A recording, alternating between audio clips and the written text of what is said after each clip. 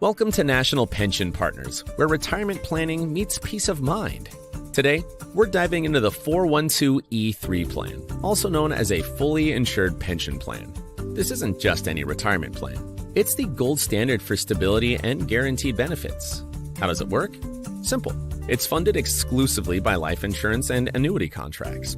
This means no market risks, no actuarial assumptions, just ironclad guarantees. Think of it like this. You're a small business owner who hates surprises. The 412(e)(3 plan gives you predictable, stable contributions every year. Your future benefits are backed by insurance contracts, so you know exactly what you're getting. No guesswork, no headaches. But there's more. These plans are designed to maximize your contributions and offer significant tax advantages. And with National Pension Partners, you're not just getting a plan, you're getting a team of experts, attorneys, CPAs, actuaries, all dedicated to making your retirement as secure as possible. We provide personalized consulting, ensuring that your plan is tailored to your specific needs. Best part, initial consultations and proposals are absolutely free. $0, zero commitment. So if you want a retirement plan that's as reliable as your morning coffee, head over to nationalpensions.com. With the 412(e)(3 plan, your future is in safe hands. Retirement planning never sounded so thrilling. Perfect for small business owners who like their finances as predictable as Monday mornings. Stable contributions, ironclad guarantees, and serious tax advantages. It's the trifecta of financial security. And with National Pension Partners, you get a team of brainiacs, attorneys, CPAs, actuaries, ensuring your retirement is as secure as Fort Knox. Oh, did we mention the free consultations? That's right. You get a personalized expert proposal with $0 down. So, if you want a retirement plan that's as reliable as your morning coffee, head over to nationalpensions.com. Because when it comes to your future, boring is the new exciting. Retirement planning never sounded so thrilling. For more details, check out National Pension Partners at nationalpensions.com. Retirement planning never sounded so thrilling. Hello, everybody. Welcome to the Media Show on the Pod TV Network. And today we're going to be discussing hot topics. We have a special guest, Ray, who's been in the media industry for years and also has written a new book that we're going to take a look at. So we're going to bring in Ray from the great Cincinnati, Ohio area. And with us joining on our panel from Los Angeles area is a Mega Society member and also a former writer for Jimmy Kimmel Live, which is Rick Rosner. People will know that from LA. Ray used to live in your city before he defected, Rick. And then from Canada, from our Pod TV affiliate in Canada, we're going to bring in Sasha Starr. And we're now going to basically voir dire Ray and find out a little about himself. So Ray, tell us a little about yourself, where you're from, and what you did. I'm from Cincinnati, Ohio. My first job here was basically producing Jerry Springer when he was the mayor and then became the news anchor at the NBC affiliate here. That's when I was interning and then got a job. From there, I've moved to Columbus, Ohio, Huntington, Charleston, West Virginia, Detroit, finally Los Angeles, where I started a show called the KTLA Morning News back in 1991.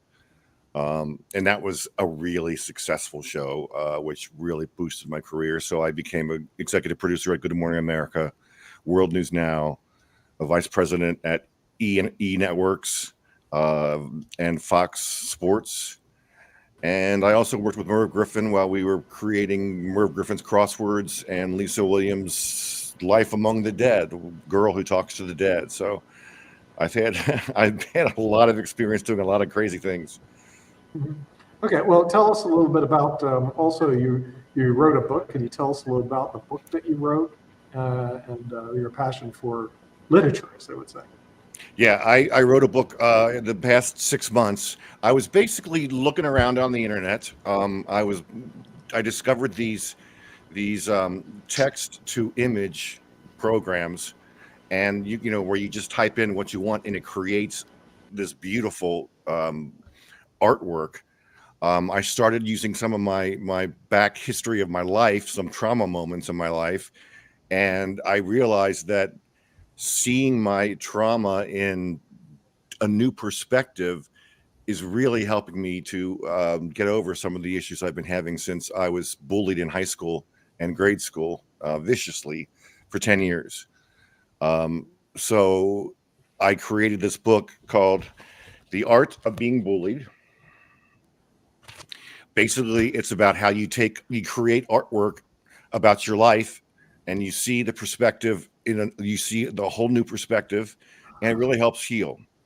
And people think, when you're bullied, the bullying stops and the trauma stops when the name calling stops, and that's just not true. I've had complex post-traumatic stress disorder. I freaked out in the middle of a street in Hollywood when I was trying to turn into a Hollywood high school. I had no idea what happened. My brain was basically trying to protect me from going to high school. And so at that time, I realized, oh, okay, I'm not over this, and I really need help. So I really started looking into therapy and other ways to focus on the problem. Wow. Yeah, I mean, it sounds to be a big problem. And we shared something earlier before stage that we both went to Catholic schools. Yes. And Catholic schools, I hate to say it, they were the worst. I mean, when I was there, the bullying was like nonstop. But there are worse things in life, and we're gonna bring on Sasha Starr, who's in Canada. But he also lived in a place called Ukraine in the Soviet Union. Wow. Did you experience bullying and issues in Odessa? No, it was something different. There are some. I was in a special musical school, and there are some guys from same area, but they were not part of the school. They were like outsiders, and they would go like 4 or 5 guys against one, and trying to take advantage and ask for money or something else. And so we were forced to get together about being not just alone, but being like 3 at least, 3, 4, so then they wouldn't touch us. But so you have to be aware at that time where you are, what area, what the people's intentions, because there were a lot of hooligans like that, for sure. Yeah, I'm a product of bullying. I got bullied a lot, but I mean the character of bullying. You used to have to do your bullying in person, in the same space as people, and for a while I thought that bullying was worse because it's physical and it's right there. My wife has a little bit of PTSD from being bullied herself, but today's bullying, though, even though it's not in person, it can be 24 hours a day. So it's even though it's not necessarily physical, it's probably more damaging because it's more pervasive. It can get you at any time. And it's anonymous. But like, I started after, a horrible junior high, I started lifting weights, and I felt like I still didn't look tough enough. So I carved scars into myself. So I'd look like Rambo. I took steroids, I overreacted and probably still do to this day. Oh, well, so the thing is, it seems to be a universal thing, but it doesn't exist in the former Soviet Union. They just beat you up for your money. That would be correct. So Ray, tell us about your career.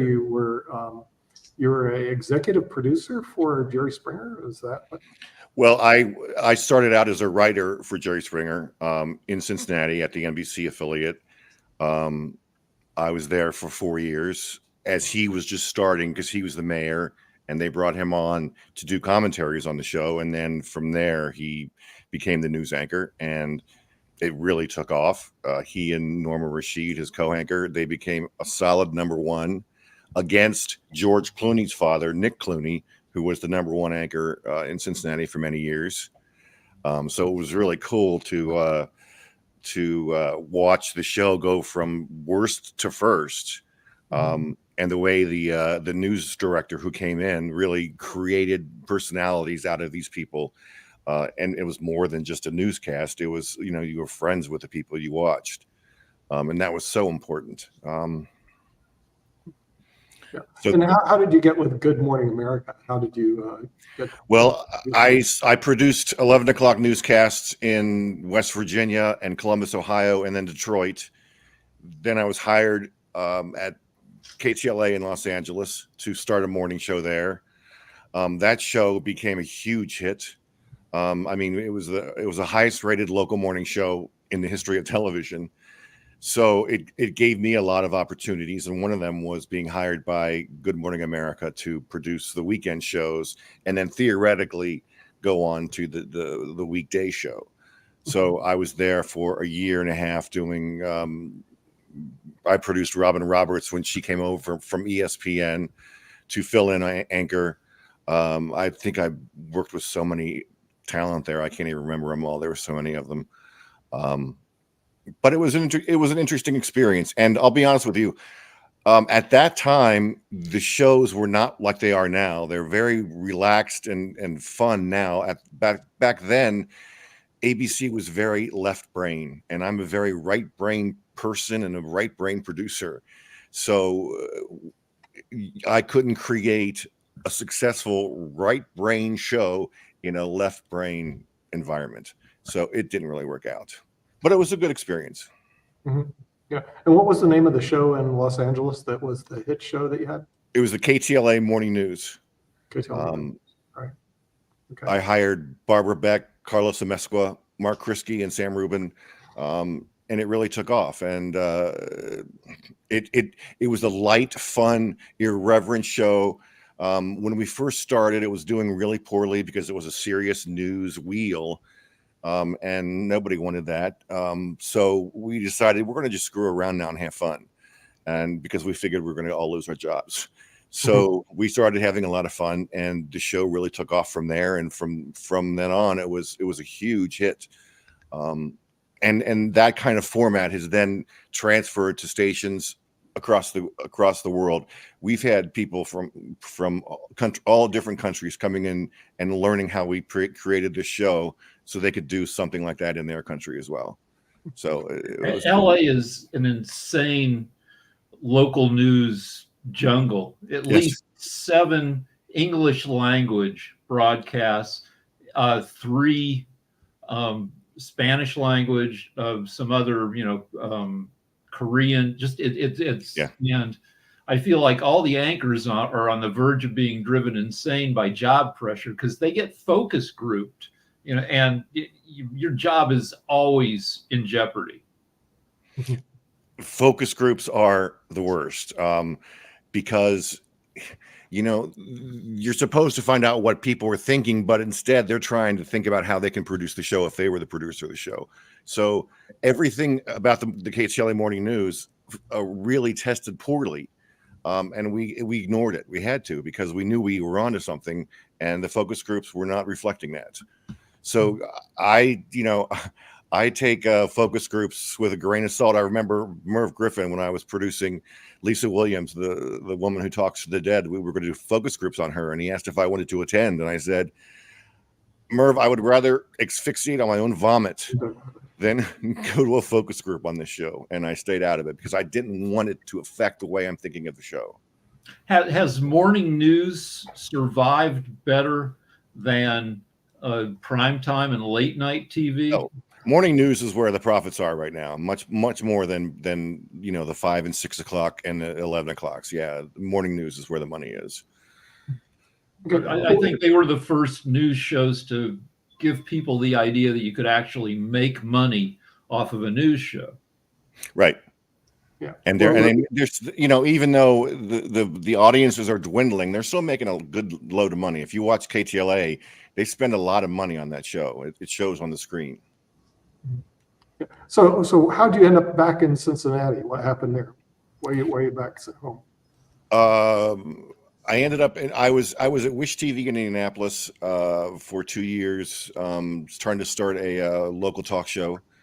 And when that didn't work out, I decided to move back here because my mother was going through dementia, and I wanted to be around her because I'd been out of town so many years that I wanted to spend time with her. So I spent the next 2 years with her, We ultimately lost her, and then I decided, I don't really want to go anywhere. I just want to stay here. I'm comfortable. So I'm trying to find out what else I can do. And this book was a complete accident because I didn't plan on writing the book. I always wanted to write a book about me being bullied, but the book would have been, page after page of being called Gay Ray. I mean, who wants to read that? Mm-hmm. So when I finally discovered reframing the trauma I had dealt with and seeing everything that happened to me in a new perspective, that's when I realized, this is a good way to tell this story, because it's 3 books in one. It tells about my bullying. It talks about the psychology of what my brain was doing when I was being bullied to protect myself. And it also talks about the pictures and the graphics and how to create healing through those. How long did it take you to get good at AI prompting, to go from text to image? It wasn't very long at all. I had some incredible. One of the first photos I asked for was in the book. Every boy in the book is red-haired. I'm red-haired, so that's me. I did a scene where this boy is reaching into a pond to drink some water, and lurking right nearby is a purple alligator. And because my high school's color was purple, that was a metaphor that I'm going to be attacked by all these purple, bullies as I enter my freshman year in high school. But I didn't have a problem at all. I mean, the only problem with these creating images is, let's say you get a perfect image, but the kid's hair turned out to be blonde. You can't just say, okay, keep that image, but change the hair and make it red. You get a whole new image every single time. So it's really frustrating. You got to know exactly what you want and prompt exactly what you want and hope you get it. And I've written so many times, try again. And I've actually argued with ChatGPT many times, because it'll say, that image you are requesting is against our policy. And I'll write back, no, it's not against your policy. Just create it. And it would do it. So how does copyright work with that? You own the images? I own them all. Yep. Do you subscribe? Do you pay ChatGPT? Yeah, I pay for a $20 a month fee. But still, everybody's using it right now. So I'll be on. If I'm creating pictures now, I could probably create pictures for 10 minutes, and then I'm kicked off for another hour because somebody else has to come on, and the other people have to have their turn. So it's getting really frustrating. It wasn't that way 6 months ago when I first started. I could just keep making pictures all day long, and it was great. Okay, so where do you see your future? You're back in Cincinnati. And do you plan on staying in Cincinnati, or are you going to go to New York or Chicago, or no? What's your I'm done. I'm done with those. I'm exhausted. I think we're in a new age of exhaustion with all this stuff that's being thrown at us with our smartphones and our computers and everything that comes at us. You just got to relax, and you got to learn to relax and take it easy. And that's what I'm doing now. So I'm not. I remember living in LA. Everywhere I went, I had to think, okay, do I need to make a left turn? Because if I do, it's going to take an hour to do it. So, there's never a place to park wherever you go. So it's just like, okay, I'm done with that. I can't deal with that anymore. And New York, my mom's from Cincinnati, and she loved it there, and her whole life regretted being forced to move when her family relocated. Is Cincinnati as nice as it appears to be? It is. It's a great town. There are great people here. It's an old river town. But overall, it's good people. Mm-hmm. I would say it's more normal than LA. And green, filled with trees, right? That's why they had to move, because my grandma had asthma. Oh yeah, so she moved to where? To LA to get rid of the Albuquerque. Asthma? Oh my God, wow. Albuquerque is. I'm sorry to Albuquerque. Apologize to them, but they're the worst. Albuquerque. But every time I fly over LA, which I usually do, Rick, and I don't stop there. I've only stopped there half a dozen times and actually visited the city. It's like every square inch is filled with cement. I mean, it's like Cement Charlie came by and filled up the whole Southern California. I just don't get it. And Yeah, it's a problem with all cities, but particularly for LA, it's an urban heat sink where all that concrete sucks up solar energy. So big cities are like 4 degrees hotter than the surrounding countryside. Yeah. All right. But let's get back to the main topic of bullying, because it's quite interesting, because apparently, Ray, this stuff still goes on.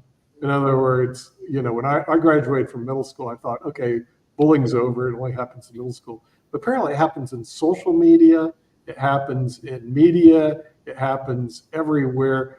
Will this book be able to help people, stop this huge amounts of bullying, do you think, that goes on even today? I don't think it's going to stop the bullying.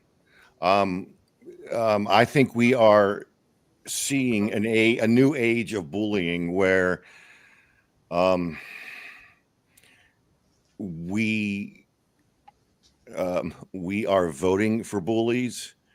We are allowing bullies to decide our future, to decide the future of the country.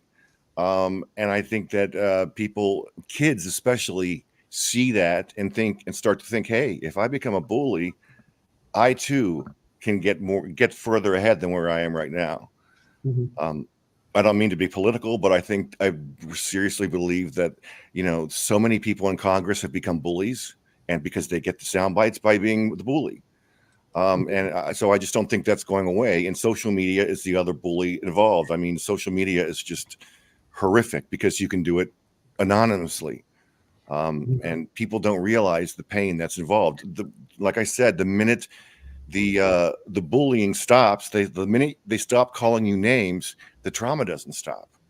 I mean, from being bullied all those years, I just want to be alone all the time. I don't want to be around people. I don't want to go out. I don't want to go anywhere. That's all because I was forced to live inside my mind during all those years to be protected from all that was going on. And so, although I've gone through a lot of therapy, it's exhausting, and I'm going to live with it because that's just the way it is. Yeah. But didn't you go into a profession that you have to deal with people? I mean, isn't media, which you went into, you have to deal with people all the time rather than go into a profession where you don't have to deal with people? It's very true, but it's also very true that I have this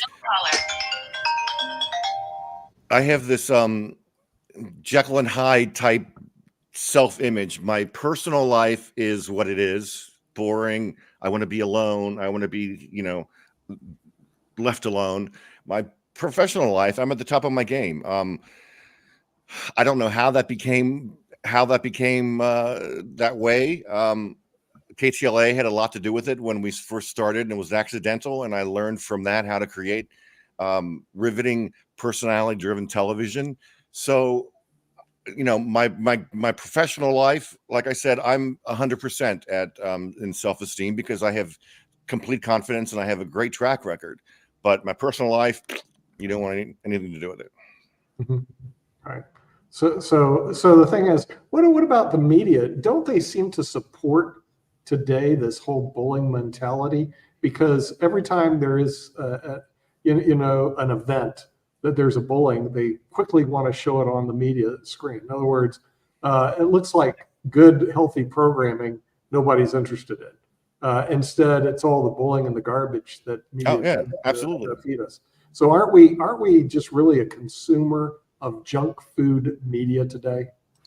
I would definitely say yes, we are. Yes.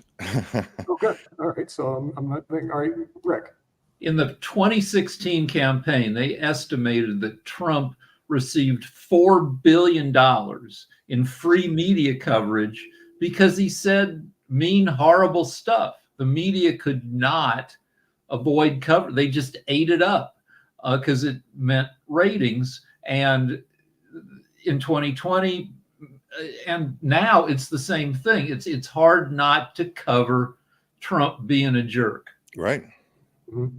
Yeah. So the thing is, they're a contributing factor to the bullying because the thing is, they basically support it by putting it on the air all the time. And then Michelle Obama says, when they go low, we go high. And then this cycle, a lot of people are saying the hell with that. We're going to go as low as they go. Right. So the thing is that they do it too. Also, Ray, haven't we seen also a concentration of companies in the media industry where the demographics I get, 90% of all media is owned by 5 companies in the United States, where in the 1970s there were 50 companies owned 90% of the media. Do you see that taking place, and does it have an effect on what people see? It's definitely taking place. I mean, every time I want to figure out who owns what, you have to look it up on the internet because it always changes. They keep consolidating until fewer and fewer people own these things. I do want to say though that network news, local news, cable news, not once has anyone from above come to me and said, skew your coverage towards this person, skew your coverage towards, this idea or this platform. No one has ever said that to me. So all this talk about how the media is, obviously Fox News is a whole different story because there's trails of emails every day telling them how they're going to produce their shows. But in the real world, that's never happened to me before. No one's ever told me how to take a side on a story or something like Fox does.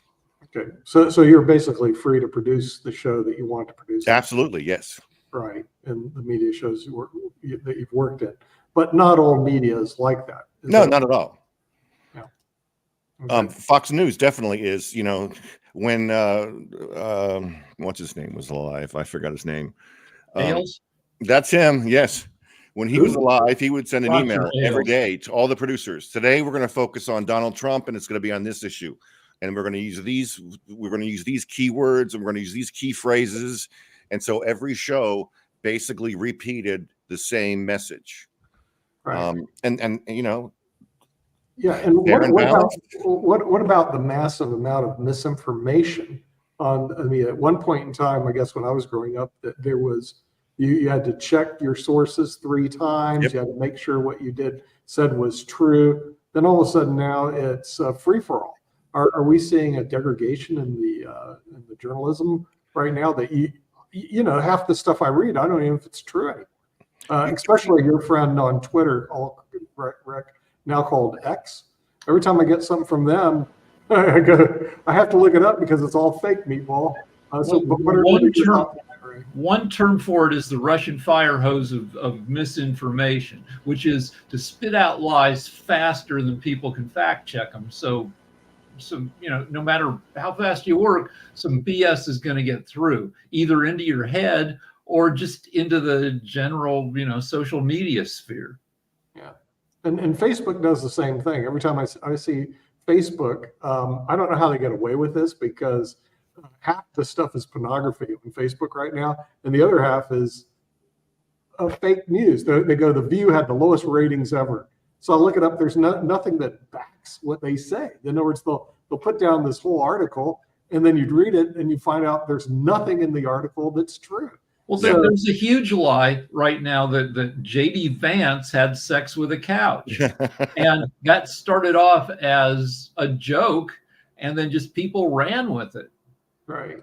Yeah. So are we seeing a degradation, Ray, of the media, at least in the United States, where you can't trust anything that you see, especially news media in the USA? No, I don't agree with that at all.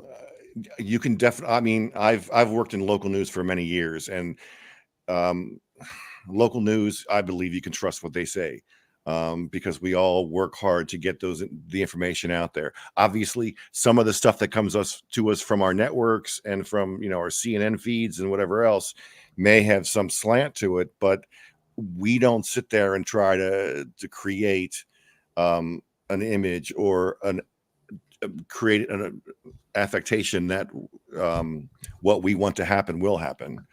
Local news is really trying to fight that issue. There was one station group, Sinclair, that for a long time was getting lots of publicity because they were very far right and they were forcing their anchors to read and say things on the air that nobody wanted to do, and they lost so many employees by doing that. But that's really settled down, and none of the other station groups are doing that I'm aware of. Well, I guess mainly specifically social media. In other words, not like local news. I would agree with you. The thing is, they appear to be straight, but social media, and I'm talking about the Facebooks, Twitters of the world, that they put on things. I read through them, and even LinkedIn, which we broadcast. This is going through LinkedIn right now, but there are groups on LinkedIn that are putting up propaganda daily. And we have one show with Dr. Michael Patmos, who fights the propaganda in the medical area, where they just make stuff up in medicine and they send it on the airways. So is the social media area having issues right now? Oh, definitely. I mean, it goes back to the Russians. The Russians have a whole complex where they're doing nothing but feeding our social media with their lies and their truths and their outcomes that they want.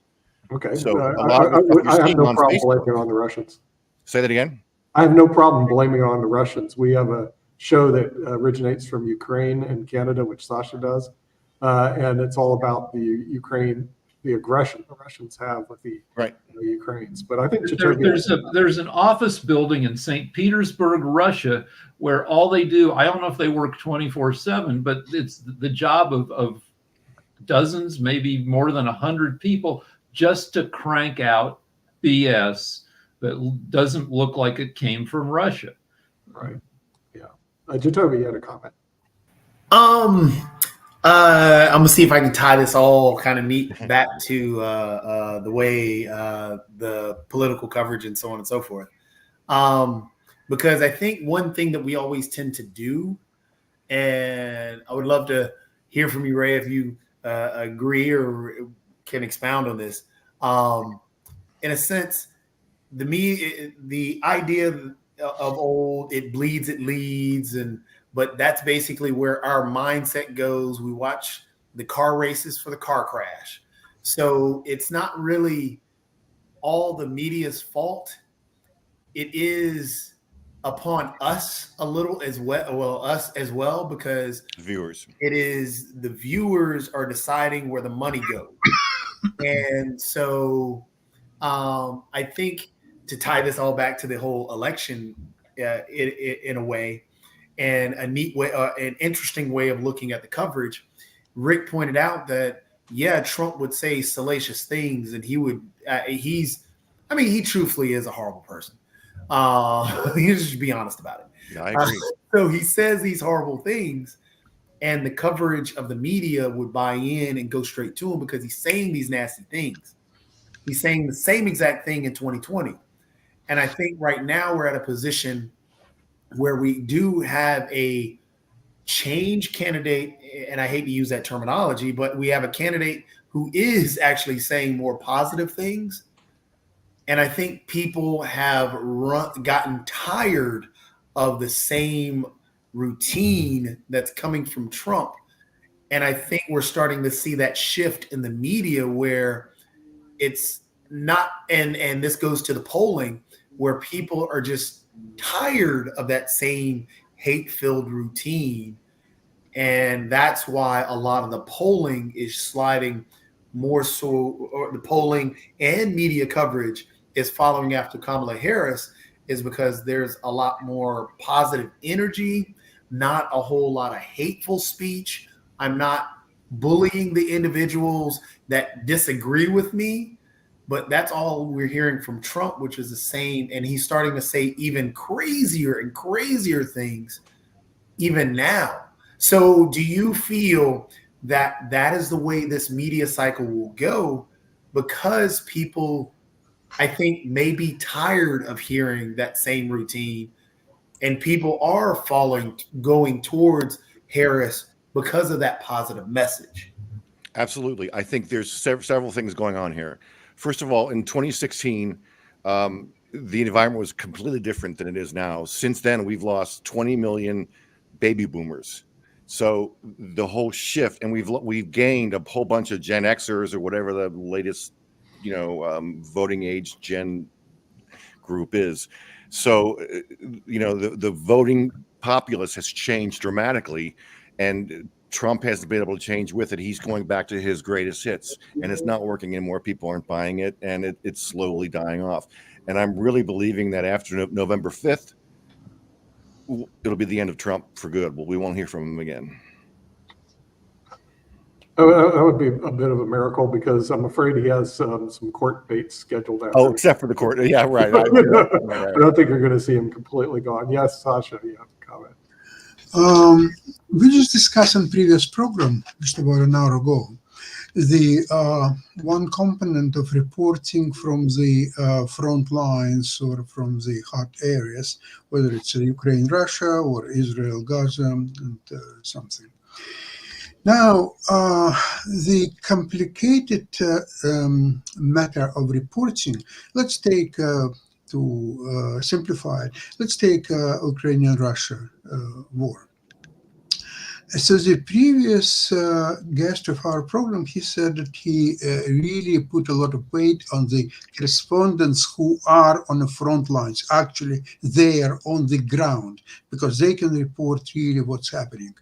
I disagree with him because, first of all, if you're on the ground, you are either on the Ukrainian side or the Russian side. You cannot be on both sides. So that depends on which side you are, heavily influences of what you're going to report.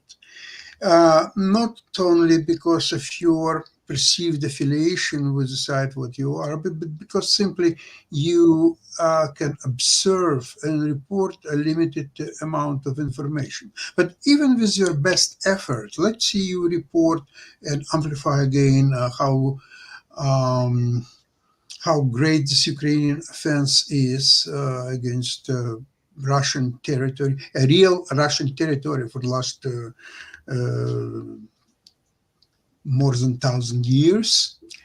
And they got well over 1,000 square kilometers, and it's keep growing. That's one thing. Now, second thing, what you're reporting, and you've seen it elsewhere for the last almost 2 weeks, that actually tomorrow will be exactly 2 weeks. So the reporting is that Russian masterminded and implemented this attack without not only permission from the United States or NATO states, but also not even informing them of the attack. The reality is very different, though.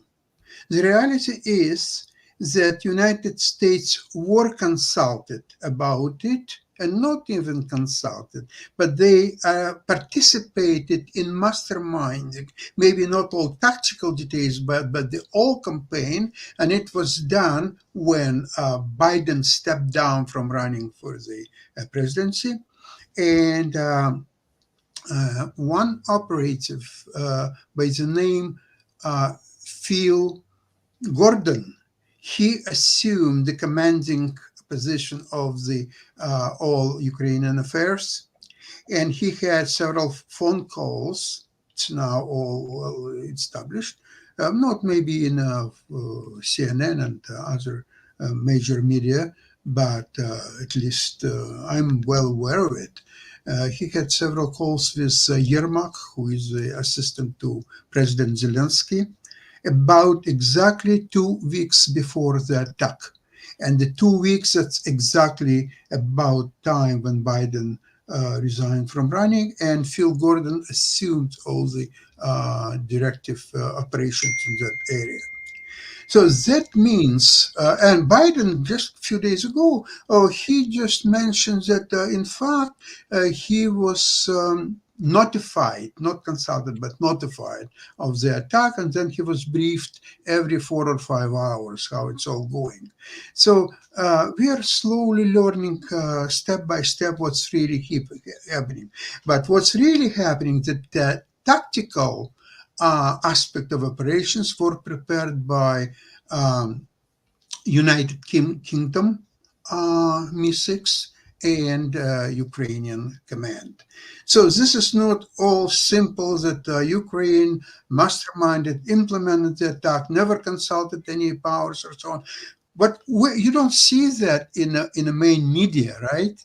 But it's there. But because it's there, all reporting of the major media, including CNN and all others, it's at the best false information.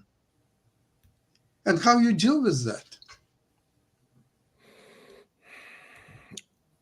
Good question. Yeah. Well, listen. You don't have to answer that. I know the Well, answer to that question. what are you seeing in Canada on the national news in Canada? Oh, about the same thing. First of all, in Canada, we have CNN, which is just as popular, probably, if not, than in United States. The CBC, Canadian Broadcasting Corporation, they're very reserved, and they are reminding more BBC rather than ABC or NBC networks. So they are very neutral. They're not taking any sides. They're very cautious not to be sued by it. So, but they provide quality reporting. I mean, the personnel there is great, and technically they are great. Their reporting on the Olympic Games probably was second to none because they had a special CBC GEM device where you can actually select what sport you want to watch and when it starts, and watch it in its entirety. Not like what NBC, okay, they put you 10 minutes of this, half an hour of that, or so on. You can select yourself what you wanted to watch, and it was free of charge. So that was a great service. So CBC is okay. But again, to understand really what's happening there, you must really dig into it. You have to learn from trusted, well-connected sources to understand really what's happening there. Now, it all will become at one point the part of the major media reporting, but it will take some time. The same thing with the Israeli-Gaza affair.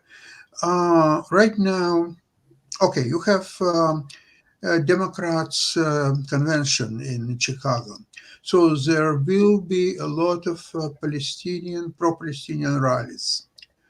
Now, I understand what's happening, although I was not here, I was still in the Soviet Union, when it was protests against Vietnam War.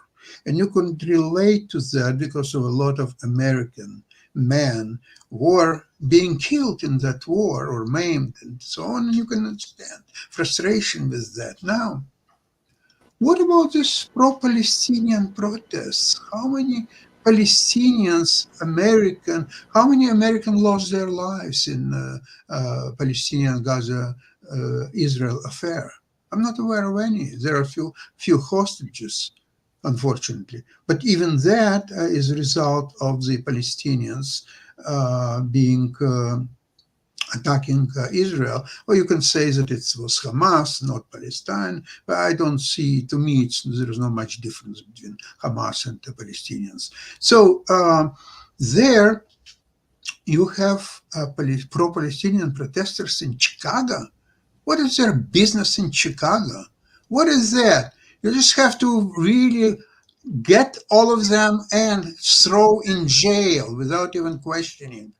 That's what's happening during 9/11, I was in London with a couple of my friends, and we were actually trying to board the plane to Canada, and all planes, everything was canceled.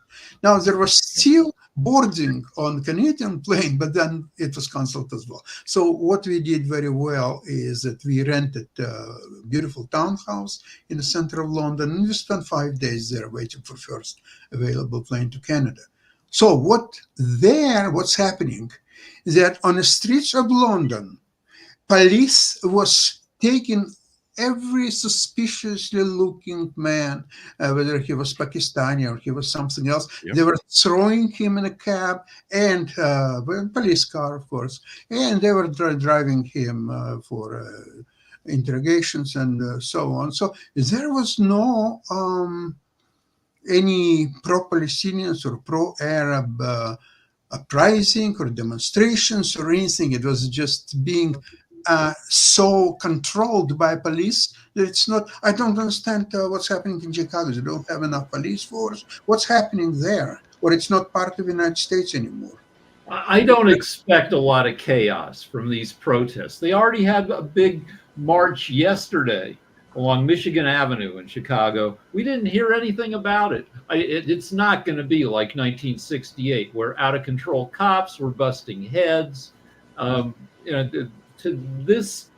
current crop of protesters are not as rowdy as the Vietnam War protesters of 50 years ago. And which makes sense because those protesters were protesting for their lives and the lives of their friends to not get sent to Vietnam. Okay, that's exactly the difference. So these pro-Palestinian protesters, they are not pro-Palestinian, they're anti-American protesters, even more so than anti-Israeli protesters. They are anti-American protesters. They're protesting against American way of life, American policy, American foreign policy, against everything American. That's why they have to be immediately arrested, taken off the streets, interrogated, convicted, and put in jails, period. Oh, you're muted, Mark. Mark, you're Jacoby, you're muted also. So just for some clarity, Sasha, as you brought up 9/11, for example, when 9/11 happened, many people blamed any brown person because of the language in a similar language than what you just stated, saying that, hey, these Muslims, no matter where they were from, Shiite, could have been whomever, as long as they looked Muslim, people blamed them. This is why when you say that there is no difference between the Palestinian people and Hamas, is just as dangerous, because you're putting people's lives at risk by labeling individuals who have nothing to do with Hamas.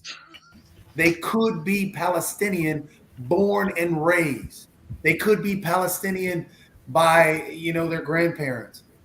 They could just be Muslim. They could just be brown.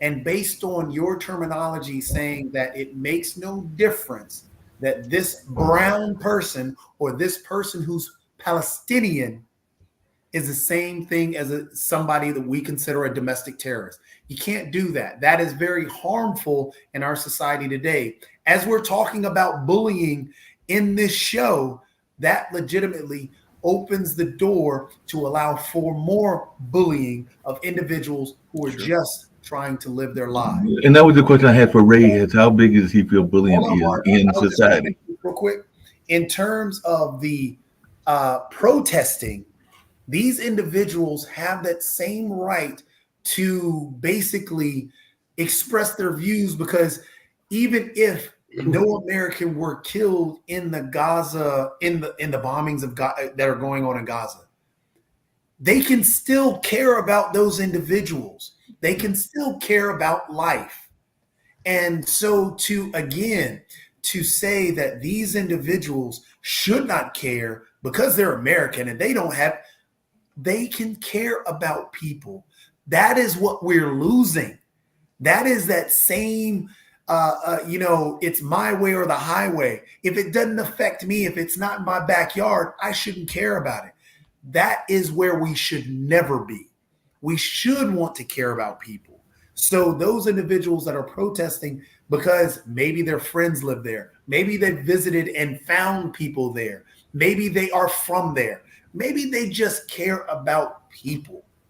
They can express themselves to the individuals that they feel, and the country and the government that they feel that they can actually have some say. This is why when during the rallies with Kamala Harris, where the Palestinian protesters got up and spoke, one time she said, I'm speaking. Another time she said, hey, if you want Trump to win, then you keep doing that.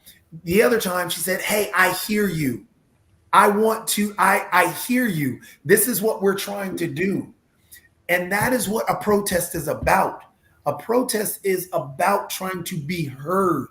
Because even when you talk about when people want to quote MLK and they talk about the violence is the speech of the unheard, and they try and quote these things.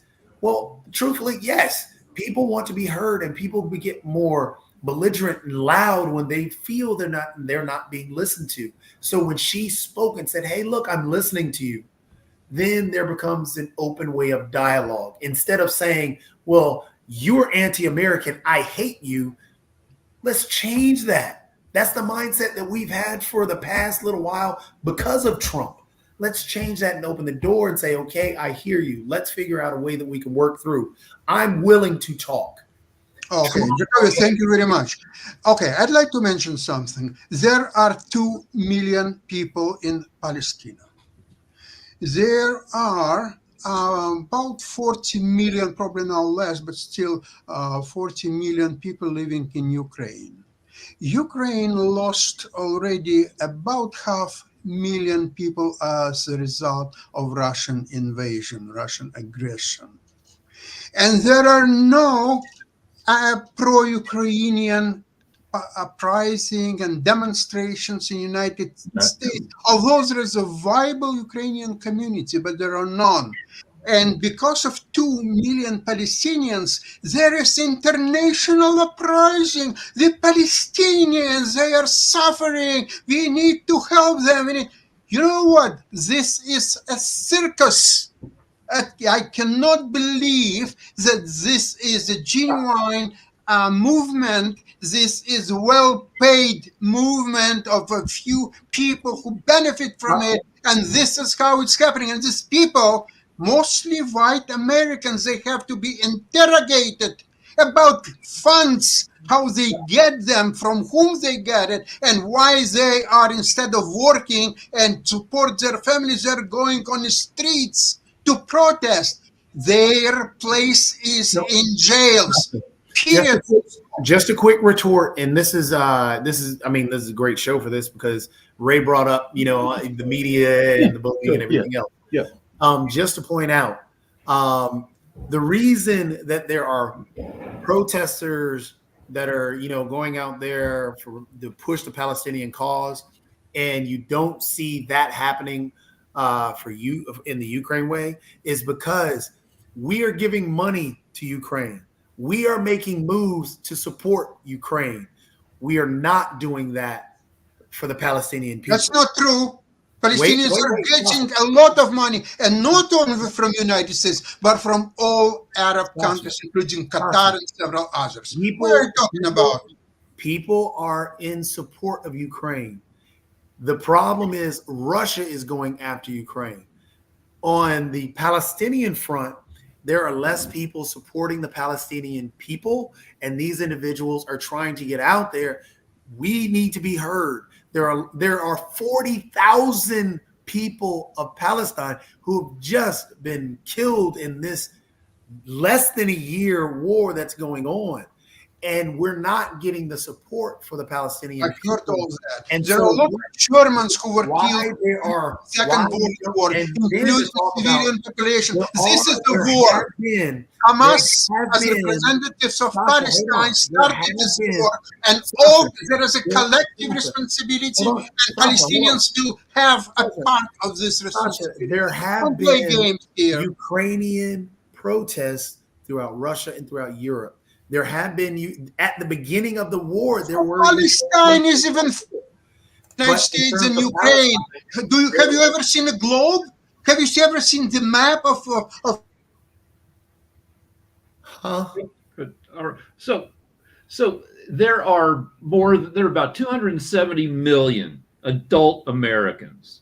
If you took the 1/10 of 1%, most lefty, most extreme Americans, you'd still have 250,000. And a lot of those people are out there protesting. If you think about, if you can't even imagine knowing 1,000 people, and you take the most extreme person that that person's going to have some pretty wild beliefs. So Hey, just Rick, hold on a second, because I've got to wrap up and everything, because we Okay, only got sure. a few more minutes to go and everything. But I did have a quick question for Rick, because we do have a bullying show here on the network. His book is called The Art of Being Bullied. He said he was bullied as both a producer as well as other things. So how big of a problem do you think bullying is in society? Because we do have a show here on the network called Where is the Love that is about bullying. So I just wondered, in your mind, how big of a problem is the issue of bullying? You're asking me? Yes. I think it's out of control. Like we talked about earlier, I think it's only getting worse because we reward bullies in this society, and kids see that, and they realize that if they bully, they too will be rewarded. Social media is it's littered with bullies, and I've told my nieces and nephews so many times, you can't go on social media without the mindset that you can't believe what you see, and what you can't trust what people are telling you, because everybody's got an agenda, and it's maddening, because it's not going to stop. is this one of the lessons of your book? And what are the other lessons of your book? Well, the lessons of the book are, first of all, that you can reframe your trauma, your depression, your whatever, PTSD like me. You can lessen that pain a lot, because I've done that.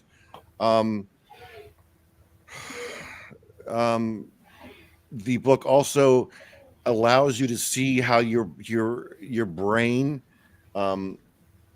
steps in to protect you from trauma when you're being bullied. Each of my chapters, I go through different methods of when I was being bullied for this is what my brain did.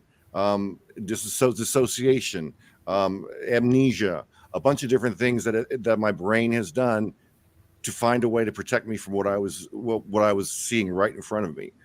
I'm sorry. Ask me your question again. What are the lessons of your? It's called The Art of Being Bullied. So there must be like some tactics that you maybe recommend, maybe stepping away from social media. I think the big tactic that, at least for me, is that kids need to know how to protect themselves. When I was a kid, my mother did exactly what she was supposed to do. She's supposed to be a great mother. She cooked the meals. She was loved unconditionally. My father dropped the ball because he emotionally dropped the ball with me. He had no interest in me whatsoever. So I wasn't prepared for going to school and facing all these other kids whose fathers prepared them for, everything from punching to taking a punch to all those things that nowadays we wouldn't want to do. But I think if kids are capable of doing that, if they can trust in themselves and know that they've got the confidence to protect themselves if need be, I think that will stop a lot of the bullying right there. I was talking to somebody the other day, and I thought, if they put little like the cops have these cameras on them now, body cameras on them. Does it come to that we have our kids wearing body cameras so we can prove and protect, that prove and show that this person bullied this person and did this and did that? I mean, it wouldn't surprise me if we come to that. Yeah, I wouldn't be surprised if we come to that either. See, the difference in what I say on social media, you can turn that off. But when you go to Catholic schools, Ray, I don't see how you turn it off. You have to leave the school. You're kind of well. Keep in mind, kids aren't the only bullies in Catholic school. The nuns were bullies. The priests were bullies. Yeah. Many of the parents were bullies. The coaches certainly were bullies because they allowed things to happen that should never have happened. Hey, Ray, just really quickly, because I know we're wrapping up and everything, but Nick will kick us off in a minute. But how accepting do you think society is? Because we have a lot of people that are engaged and are proud of their orientation, whatever their orientation may be, and everything. But then you've got people that are picked on because of their orientation, of their race, or a number of other things. And I hear people that say that young people, particularly the Gen Z, are more accepting than other parts of our society. So how accepting do you think society is, and particularly what is your views on the way that young people are handling these different issues, whether it's trans, gay, or other rights? I think young people are doing a much better job at handling that than my peers would have done in the 70s. They're certainly more open to it. They're certainly more open to trans and to gay people and anybody who's different than they are. I think they're growing in that sense. Keep in mind that I really believe that the bullies are the parents who teach their kids how to bully, because you're not born a bully. You become a bully, just like you become biased and you become a bunch of different things. We learn that from our parents, and I think that's where it's coming from. It's a learned skill, which is a very unfortunate. It's also unfortunate we have to go because we're at the hour. We want to thank Ray Brown, who's a former executive producer with Jerry Springer, plus has a long list of being involved in the media. We want to thank our viewers in the United States and, of course, around the world for watching the media show on the Pod TV network, and we will see you next week. Take care. Bye-bye.